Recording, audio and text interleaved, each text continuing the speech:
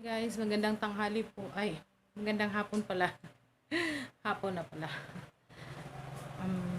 As usual, kararating lang namin galing sa school. At ngayon ay nakapagpahinga na po kami ng konti. Yan guys. Pakita ko muna sa inyo ngayon yung bagong ayos ng bahay namin. Yung inayos ng asawa ko. Tapos, magluluto po tayo ng ginataang malunggay. See you later, guys. Dami kayo, Liam. Oh, dali, oh. Hi guys. Anong ginagawa mo? Patayin mo yung pan, maingay. Maingay. Dali. Hi, guys. Sabihin. Ayan po ang bagong ayos ng aming bahay. Yay, madilim. Ayan. Pinaliktad na naman po yung bahay namin. Ayan, simple lang naman po ang bahay namin. Ayan lang. Di man po kami mayaman. Kami ay lang, tamang pamilya. Poor daw kami, poor. Sabi ni Chin. Ayan. Ito po yung in-unbox niya na egg. Egg surprise. Ayan yung laman. Yung LOL. Yeah.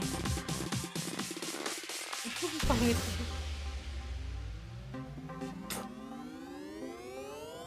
Ayan. Next time guys, mawawala na yung ref na yun dyan. Itatapo na daw sa labas. Joke. Lalabas na daw ng asawa ko yan dyan. Next na pag-uwi niya. Ayan. 1:30 ng hapon. Yung aming nag-iisang anak. Graduate siya ng grade 6. Yan.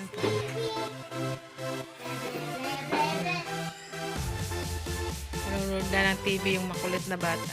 Hey, stop! Hindi naman ako makulit. Ay. Ang gulo ng lamesa natin guys. Oh. Tambak ng mga kalat ni Chin.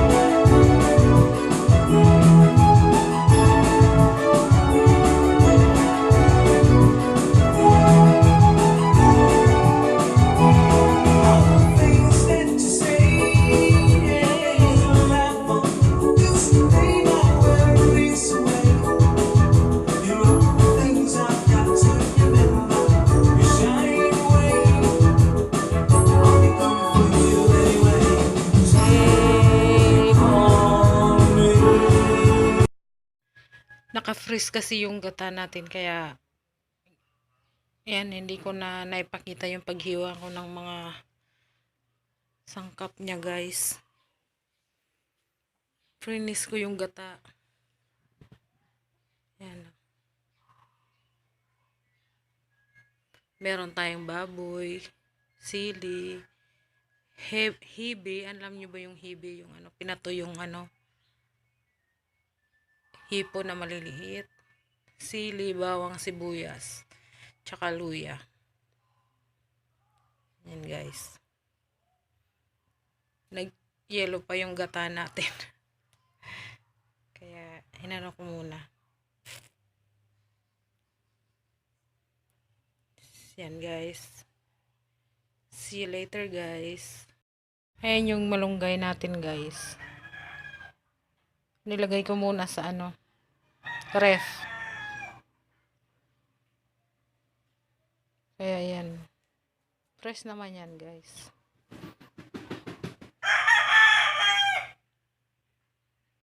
Ang gata natin guys. Nagyayelo pa. Nagyayelo pa ang ating kakanggata. Sensya na po sa mga manok na maiingay. Ano po. Manok ng kapitbahay. Ayan. Sa kapitbahay yun po yun. Mga manok. Mga pampagising. Ayan. Para hindi magkorta guys. Ganyan ninyo yung gata. Hanggang sa kumulo. Tapos maluto na yung baboy natin. Ganyan. Yung sili hindi ko piniga kasi alam nyo naman may bata tayo. Try kong pakainin siya ng ganito. Hindi puro mga processed food ang paulam natin sa mga bata.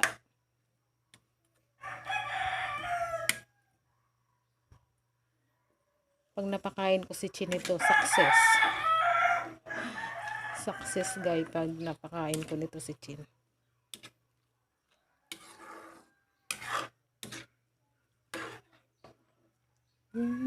Ganyan lang. Haluin. Hanggang sa kumulo. Para hindi magkurta yung gata. Yung pangalawang gata natin.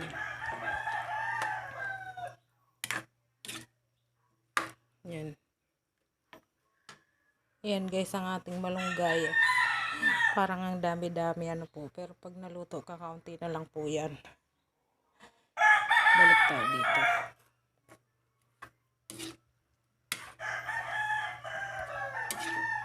Oops.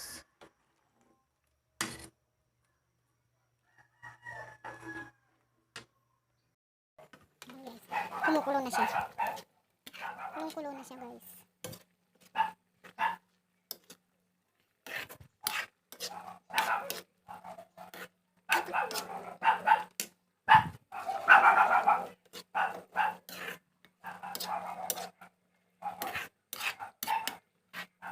Lagay na po natin yung malunggay natin.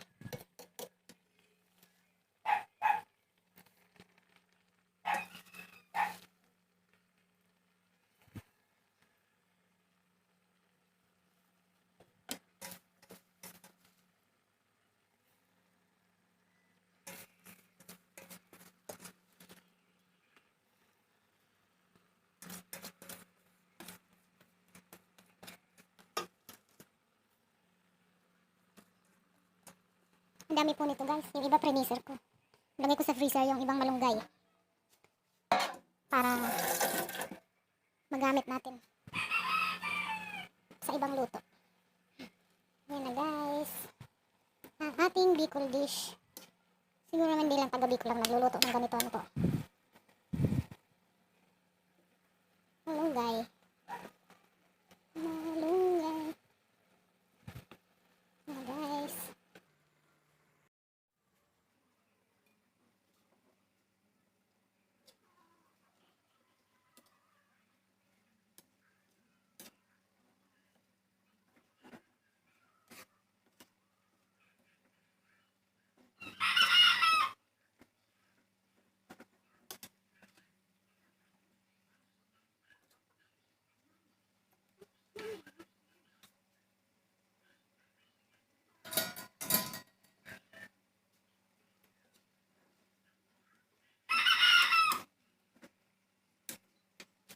Lagay na natin yung ating gata.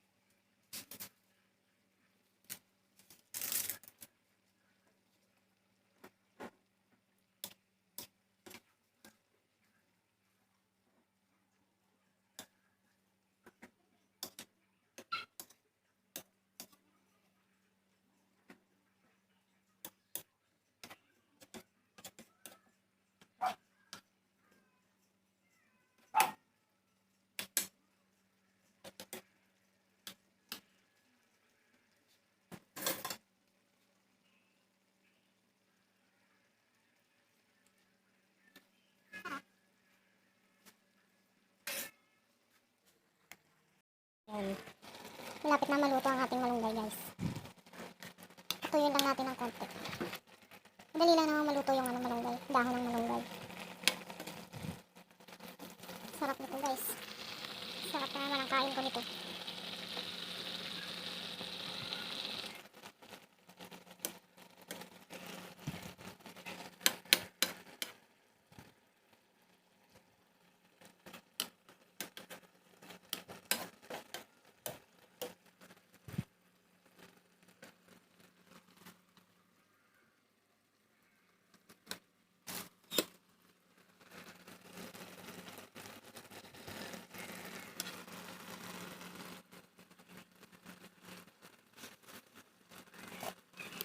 Sarap. Sarap. Oops. Nakakagilid.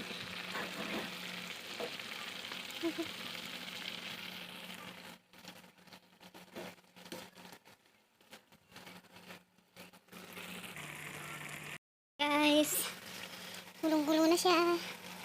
Konti na lang. Sarap nito, guys. Sarap niyan. Saglit na lang po yan. Apat na sili yan, guys. Dalawa lang yung nakalitaw. Ay. Ayun yung isa.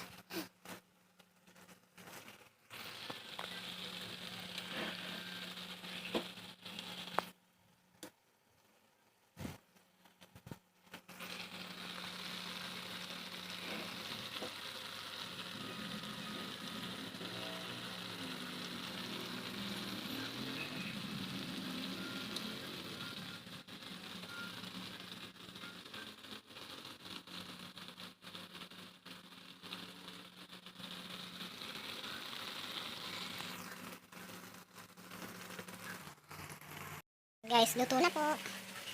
Luto na ang ating ulam.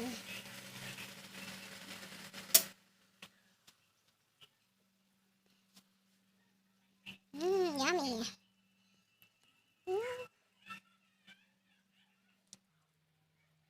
Tara nang kumain. Kumain po tayo. Ginataang malunggay. Yung alalay ko ayaw pang kumain, guys. Sige guys, kain po tayo. Kain po tayo, guys. Ginataang malunggay. Kain.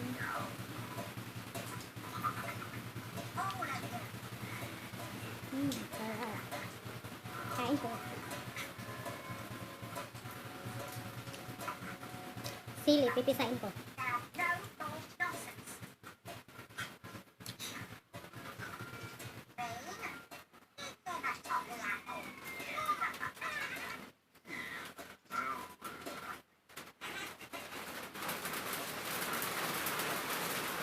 Yung ulan, guys.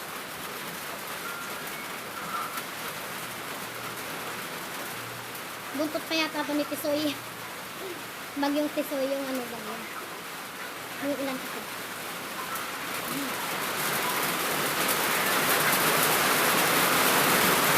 Maulan guys!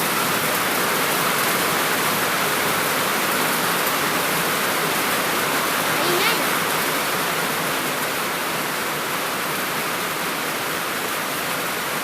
Ulan.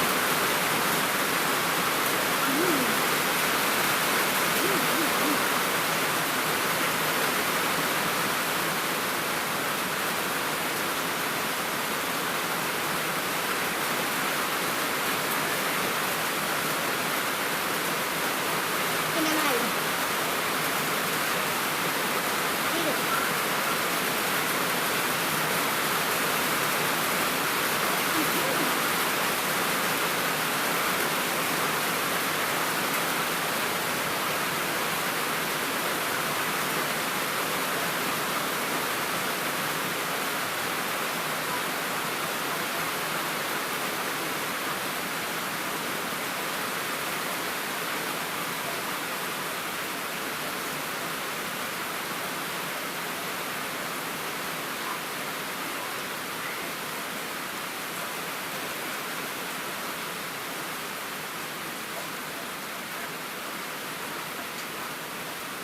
Ang anghang ng sili.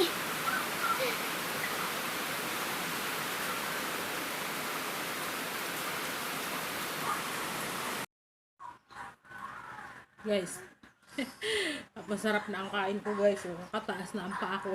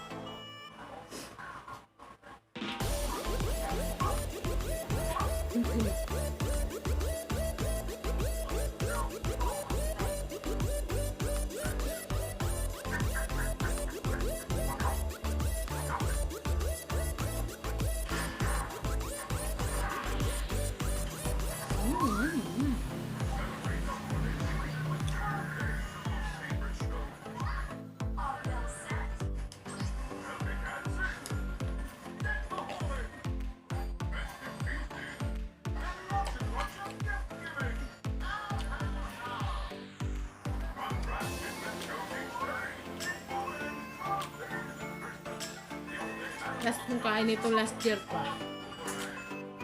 Nung nagbakasyon kami sa Kalamba.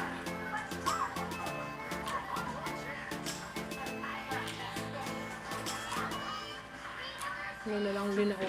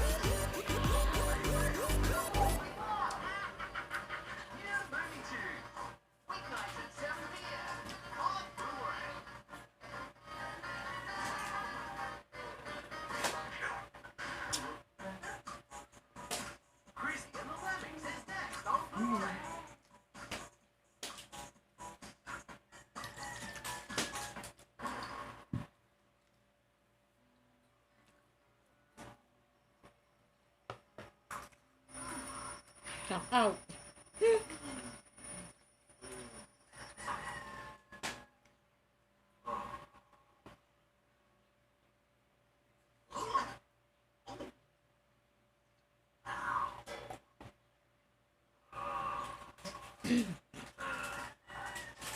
Yan guys, tapos na po akong kumain.